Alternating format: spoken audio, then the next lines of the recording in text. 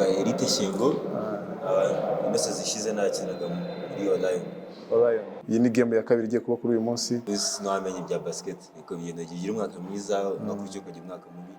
N'umwaka ukurikiyeho ubwo twabonye na sponsorship bagahera investingamo imyaka myinshi. Niyo natangiye kariyeri yanjye. Niyo watangiye kariyeri? Okay, aho ni sawa cyane. Ubu ngubu rero iri muri playoffs nyuma y'igihe kirekire cyane ngira ngo UGB aho igeze ubu yarabikoreye. Yatsinze match Patriot muri phase etsinda Tigers arere tu nawe yitwaye neza kubiri hano irabimerita ntabwo. Sinshaka wenda ntabwo twakinjira muri system za equipe ikina, ariko hari ibintu nyine equipe ikina ugahita ubona yuko bari guforcinga ibintu byanze, sibyo? Inze ariko urebye equipe kuko bose barafite kandi biraborohereza umva gutsinda Defu.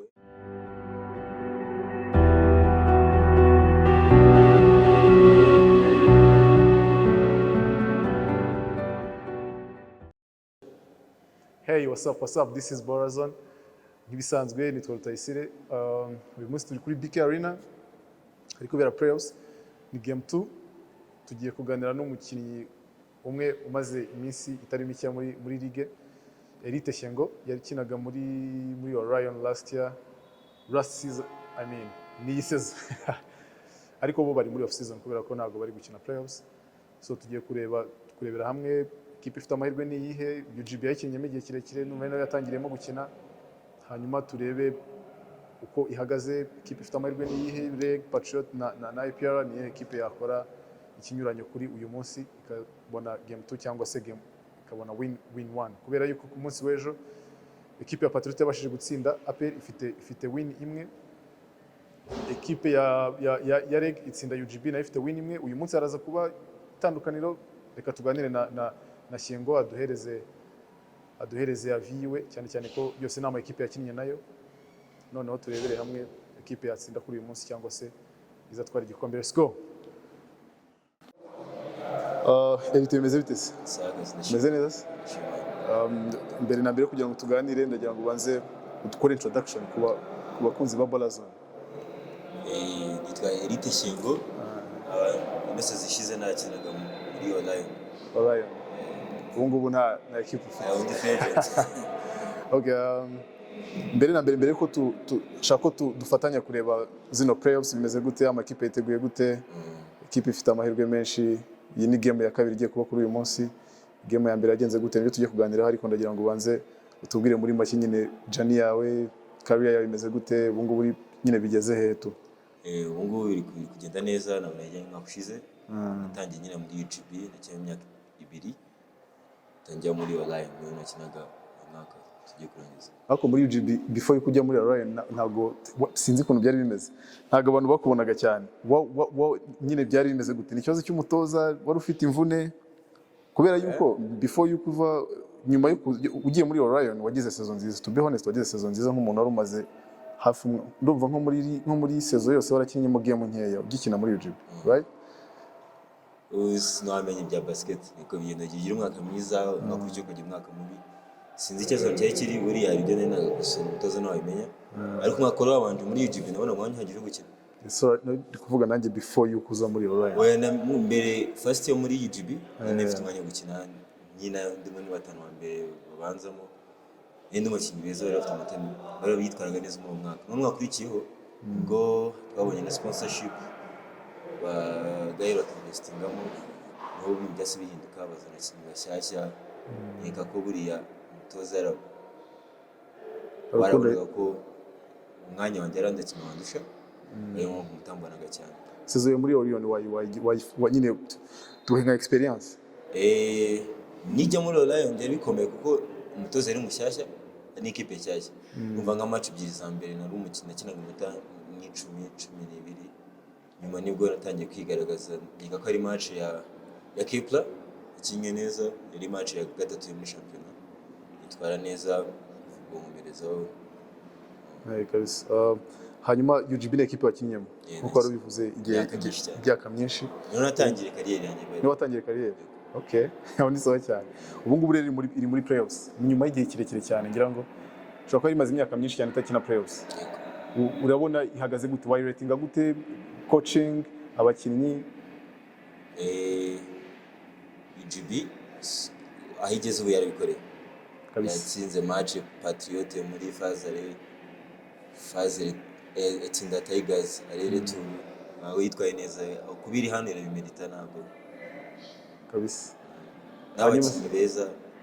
Hanyuma se uwo ni ukuvuga ngo UGB iri gukina na ekipe ya REG yo yari imaze igihe kirekire cyane ikina playoffs. Ndumva guhera nko muri hashize imyaka myinshi kandi ikurikiranye. Urumva iyo bisa nayo ifite experience, ariko ikipe ya UGB ikipe twabonye ifite spirit iri hejuru, ifite combativité, nyine ifite navuga yuko ifite spirit ya hatari, bafite inyota yo gutsinda, barashaka go provinga abantu, sibyo? Urabona game ya mbere barayitsinzwe, UGB yarayitsinzwe, ubu ngubu harimo game 2. Urabona bimeze gute? Urabona hari amahirwe UGB ifite yuko yakora comeback gatsinda game imwe cyangwa game ebyiri.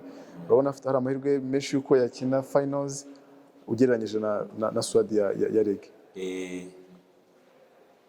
Ntabwo match ya mbere ngira ngo yahuje ijya kurangiza retour uno mwaka UGB yabasha kwitsinda. Yatsinze inabarusha cyane, ubona harimo difference amanota, ariko bigeze muri playoffs irahinduka. Experience umva REG imaze imyaka myinshi iri muri playoffs, ntabwo ari equipe bapfa kuva mu gatsinda byoroshye, ariko none UGB nitwibagirwa yuko hari match yari yatsinze kandi zikomeye, ushobora gutsinda nka match ntabwo abura mu match kubikoze kabisa. Ase man ndagira umbwira ariko turi kuganira Yves yaragutoje igihe kirekire.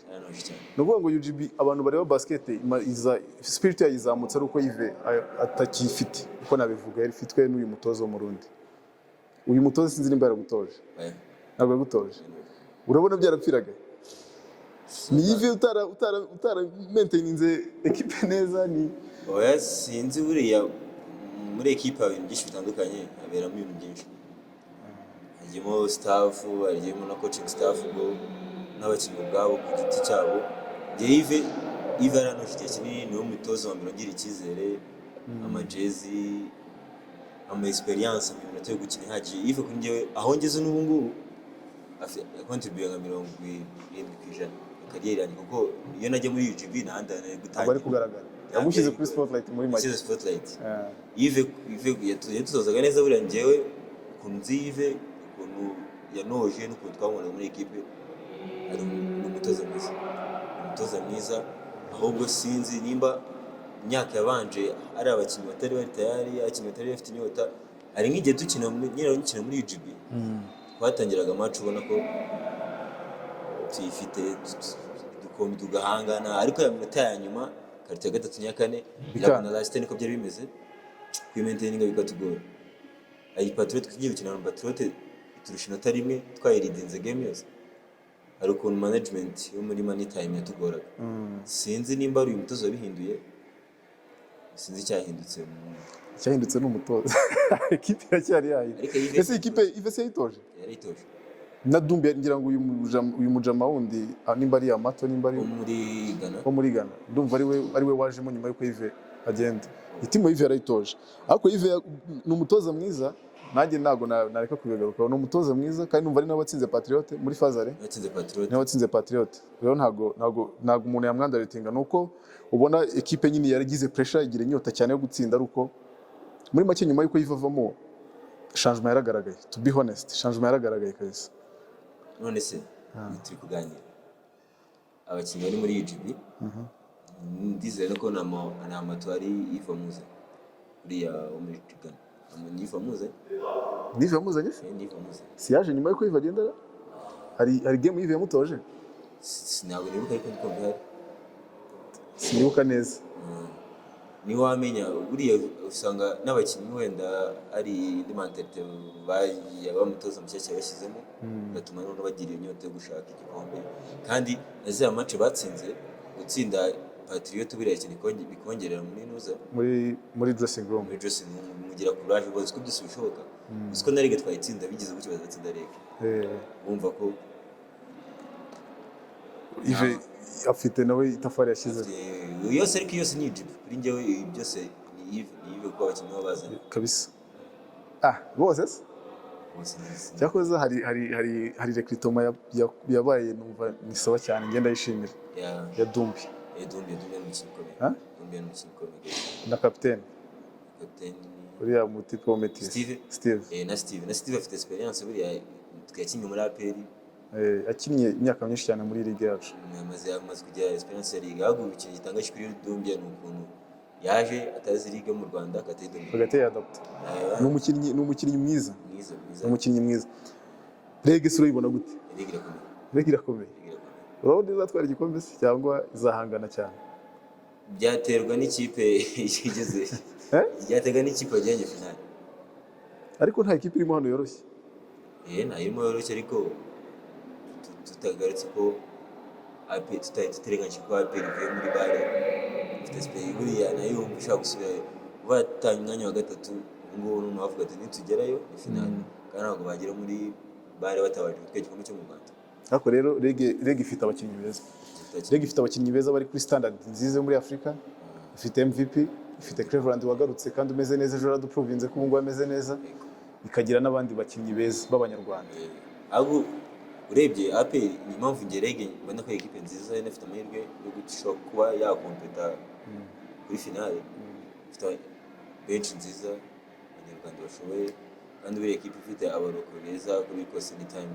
Ifite na bench n'amanota menshi ava kuri bench. Ibyo nanjye ndi kubwira. Urumva Rege ifite nibyo nahereye nkubwira, ifite abakinnyi beza kandi bakomeye byaba abanyamahanga yaba n'abaroko. Ikongera ikagira navuga coaching staff ifite experience menyereye Ligue yacu, menyereye uriya mutoza menyereye Ligue y'abanyarwanda. Ndumva iyi ni batari sezo ya kabiri, sezo ya gatatu. Ni ya kabiri. Iyo kipe wayengereranyiza gute na equipe n'izindi equipe eshatu zisigaye, Patriote na APR na Patriote na Rege. I mean Patriote na APR. Urabona Rege nyine, urumva Rege impamvu nshaka ko tuyipointaho cyane, ifite MVP, ifite umukinnyi mwiza muri Afrika. Sibyo? N'abandi bakinnyi b'abaroko bari kubunganira, ugashobora na Cleveland nawe umenyereye Ligue, umenyereye.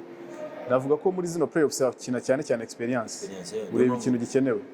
Cleveland yitwaye kuri match ya mbere. Ndakeka ko ubwa mbere yatsinze amanota menshi kuva Ligue yatangiye. Kabisa, kubera yuko kuva Ligue yatangira yakinnye, ntekereza ko yenda afite ikibazo cy'imvune.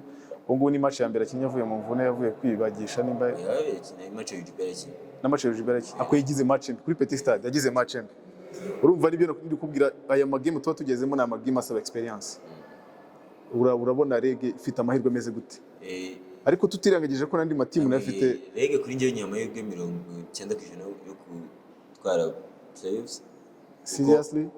Kuko nose ari uri ampufu nago turabona match yo. Kandi ejo yarakinnye.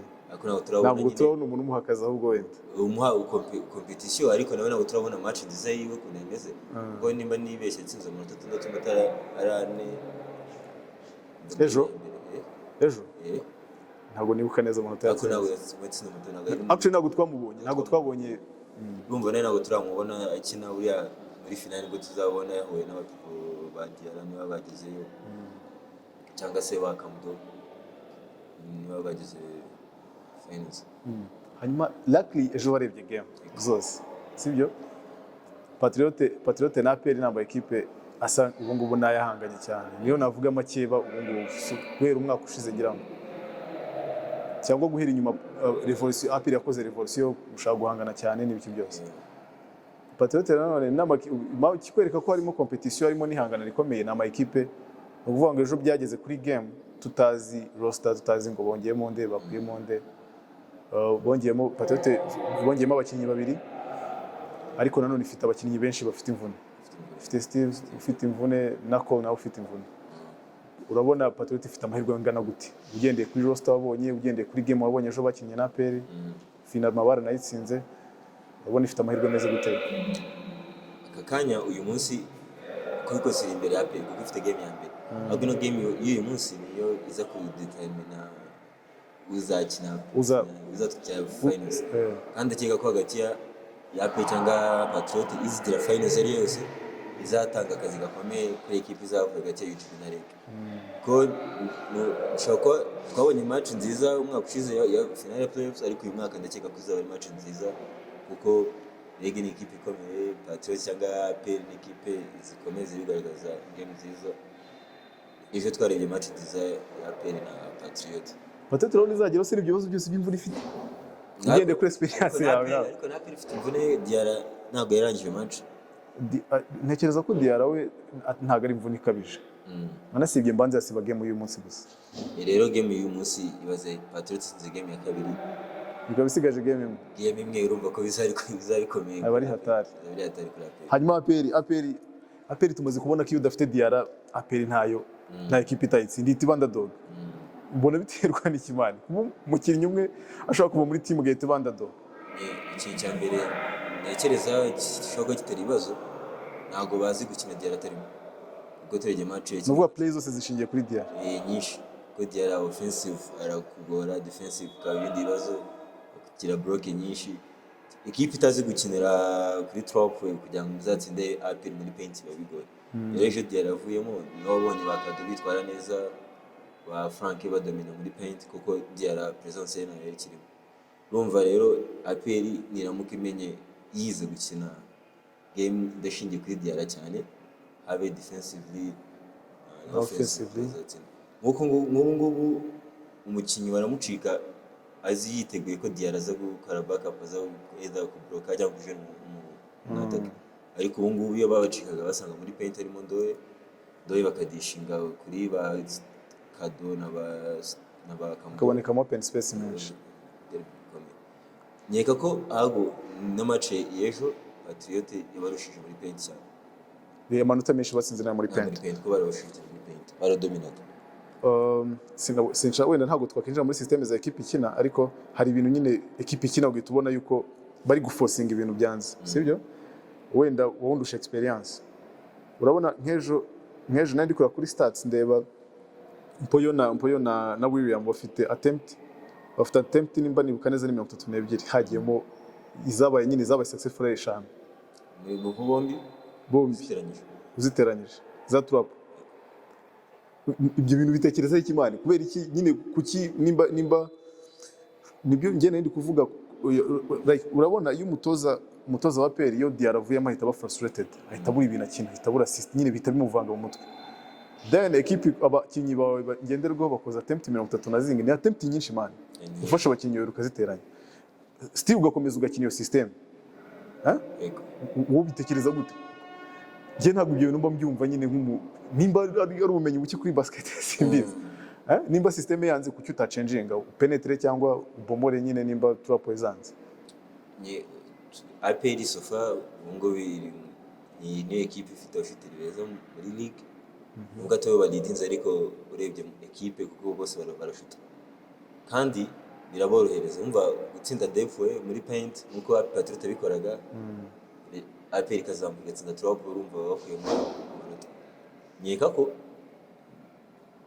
iyo bibakundira kuri match y'ejo ya difference ntabwo ari kubirimo cyangwa se Patriot ntabwo ari kwara gisite kwa zitandukanye kuko trop zitsinda match so you insist ko nubundi ukomeza ugatrying izo yes bakora ayo attempt menshi ko attempt the more you attempt the more ukora amatano advance menshi birumvikana make sense ariko niyo je yabo ntago wabwira Williams ngo yinjije kandi amenyere ko ari azi ashuta ariko hari abasabs biwe bashobora kupenetra ngande juste ne mu shooter mwiza juste no exact uvuza kandi ngenda ashaka kuvuga juste yakinnye iminota nk'8 atsinda amanota nimba nibuka neza ashobora kuba ari nk'6 juste actually yakinnye iminota nka 12 ariko yari afite amanota meza ugereranyije n'abandi bakinnyi iminota bakinnye cyane hagati ya Mpoyo na Nuza na William kuki umucoach yamusipinze juste urumva ya match Patriot ari imbere juste no cyemiza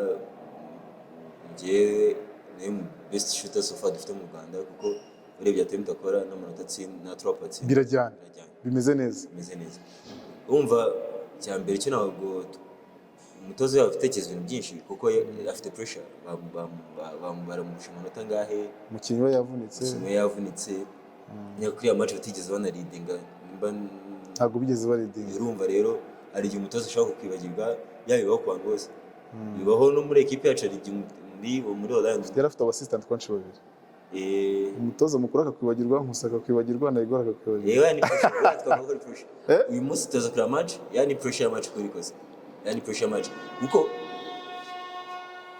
amakipe menshi yo ubyongeyeho nta n'igikuba kiba cyacitse ni series of games ziba ziri bukinwe nta byahatari uretse ko hano gutsindwa gutakaza game imwe ekipe bikugiye imbere muri morale abafana baba bazamutse bafite pressure nyine gutakaza game babi ni ikibazo ugabanyije amahirwe kabisa ni ikibazo gutakaza game kuko ugiye gukina noneho hari umuntu uri imbere yawe ugomba gutsindira game ukazakuramo nicyo kirarane yagukubise urumva rero abari hatari ya system ya trop bavugaga yika ko ariyo je AP maze gukina AP ni equipe ifata tennis za trop yo byabahiriye bagukina amata menshi cyane rero buriya kubiri kose n'icyo cy'umutozo uza guhindura ibyo nakubwiraga Diarra iyo yabuze kuko ubusanzwe n'ubundi barashuta ariko iyo barase Diarra afata rebound agasubiza afata rebound urumva rero Diarra kuko nagaruka mu kibuga aho se ni gute ubundi equipe nka APR bifite system imwe igomba gukina ifite trop sagu buriya APR nta mukinnyi n'umwe uzi gukina money time kereka Donis kandi nawe byaramwangiye nowadays uri kubyumva kubera iki equipe ubundi igira system imwe APR system zayo ni zimuza sinzi ni buriya amagame yayo menshi amagame yo muri ligue n'amagame yo muri bar bas nyine game zabo zose zishingiye kuri 3 points game nyinshi aho kwitegereza no munsi rabimbye umva ni challenge maya ntabwo nakareba nimba ari system bakina igihe cyose narebye match zabo zo muri bar ndaza kuri kwaze kugenda ariko ibyo gukina jeb ya trop sinzi nimba if I'm right ariko niyo game igezweho equipe ifite trop nyinshi yagutsinda kandi trop zirabara cyane none ugize ibyago ugize amahirwe akabona faute abari kizi urumva 3 point ukabona 91 abari sawa cyane aho urebye nacyo Patriote mu myaka yari imeze neza ikintu kimwe bagasita ba Steve bafite trop nyinshi ikintu bazashaka mu equipe menshi uko baraza gatsinda layup sava depoye mid range nari bo bakwataga gutsinda trop nyine point yanjye ni ibyo ngibyo ndabyumva ni game nziza kandi ni game igufasha gutsinda amanota menshi kujya imbere ya adversaire amanota menshi ariko ugomba kugira backup plan ni ukuvuga ngo point yawe irimo ubusa nta muntu uri grabbing rebounds uri kubyumva still ukoza amatempt arenga 60 cyangwa 100 muri karto yose uri kubyumva ni amaturnovers nta muntu uri gufata rebound uri gushuta baro iri kwanga kujyamo bagahita bagufata na baro direct ntekereza ko nacyo kintu cyabaye kuri APR ejo urebye nk'amanota yavuye muri turnovers ni menshi kurusha andi manota yose batsinze rega turebye abakinnyi bafite niyo game yabo urumva nanone umutoza ntabwo yaza ngo afate nka Justin umushiteri mwiza amushyiremo game yo kwataka bigoye n'umukinnyi rero umva umukinnyi wamenyereye gufata ball yo kuri trop akayishuta bigoye ko afata ball noneho akayitekereza kwataka bigoye urumva abakinnyi afite niyo karita bafite sofa tumaze no kubona twese kandi nziza karita nziza banze rero impamvu play zaba ari zimwe nuko nta mukinnyi bafite uri menace mu driving kuko nicyo kintu Obadje yakoreshaga mu kosa menshi muri bar we game yiwe arashuta yego ariko driving yo kwefora yiwe akoresha amakosa akakoresha akakora n'amanota turi kugana ku musozo rero ndashaka umbwire ugira ikintu umbwira ku mukinnyi witwa Kayondo Eric Kayondo twakinnye umwaka ushize turi inshuti n'ubu ngubu turahura cyane turakinana muri off season turi kumwe kenshi Kayondo ni umukinnyi umaze kugaragaza urwego rushimishije yari improvinze mu by'ukuri none agira n'amahirwe abatoza mu kwita confidence buriya umukinisha ko ari mwiza ariko agahora n'umutoza nyine utamuha icyizere tamana atarimo kwigaragaza kuko ntabwo nakigaragaza nice bench uri hanze ntabwo bishoboka rero Kayondo aranakora cyane buriya tumurebye either physically kuna ameze la sense kameze ubungu urumva rero ukuntu ari kwitwara muri playoffs cyangwa muri regular season ntabwo ari ibintu byatungura urabona ashobora kuba afite amahirwe yo kuba most improved player muri uri mwaka bareba okay rero reka mubaze ubundi kugira ngo ube nyine ubone iyo title MIP bagendera kuki nimba ubizi kubera yuko uzi ikintu cyo gitangaje se umuntu abakinnye sezo 6 muri ligue ariko ngo ubaye MIP ariko bibaho nyine no muri NBA niko bimeze kuko ushobora gukina sezo 6 ukiri umukinnyi usanzwe ono yagati karindwi bari ko bigaragara. Genda ubyura bitangaje ba. Ahubwo nkeka ko ikintu bagenderaho ari ukuntu bitwaye muri iyo current season.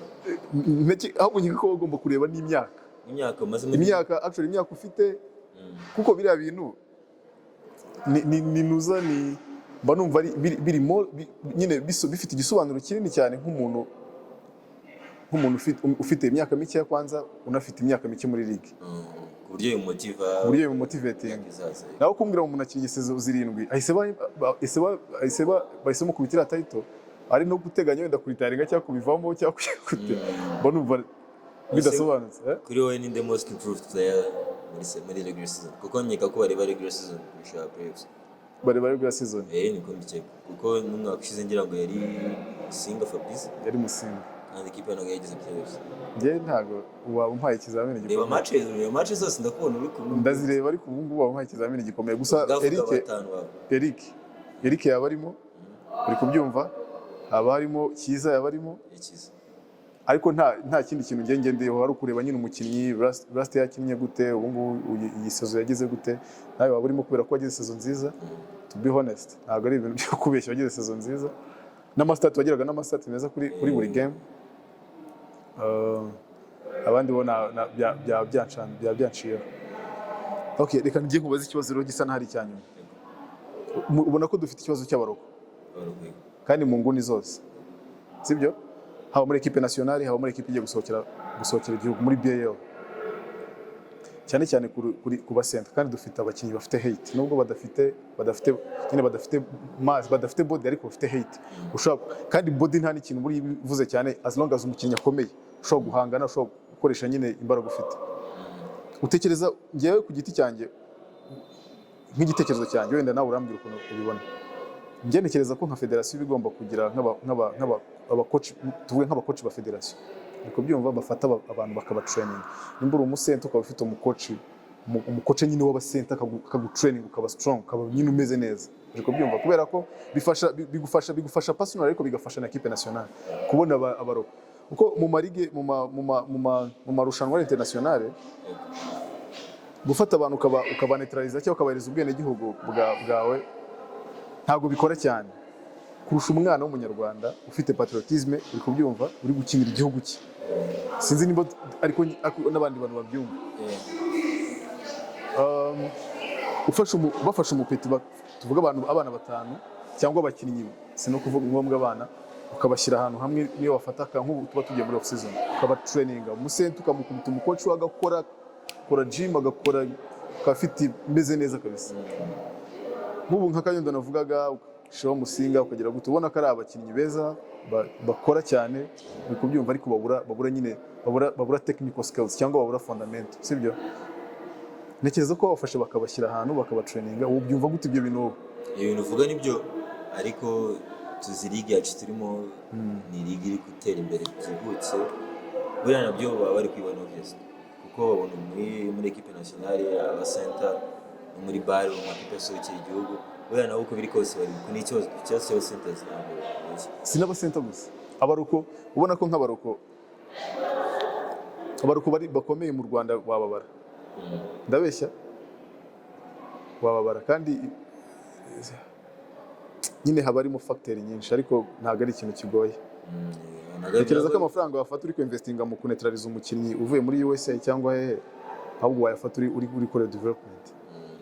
Buriya federasiyo zayo kuko n'ubundi uko biri kose ntabwo bagufata ngo baguforme badafite ubushake. Tugaragaza ubushake natwe dushyira akacu nk'abaroko b'abanyarwanda uko biri kose na federasiyo zagenda ko shampiyona igenda itera imbere nabo bazagenda yibona bazana aba personal trainers by federasiyo bazafata abakinnyi individually baba training the whole of season. Ntabwo tubije gukora bishakaga ariko it's fine. Urankwebye. Ariko ntabwo niho ngo sisemi cyose senda gusubiza nacyo. Okay, reka tugihindure.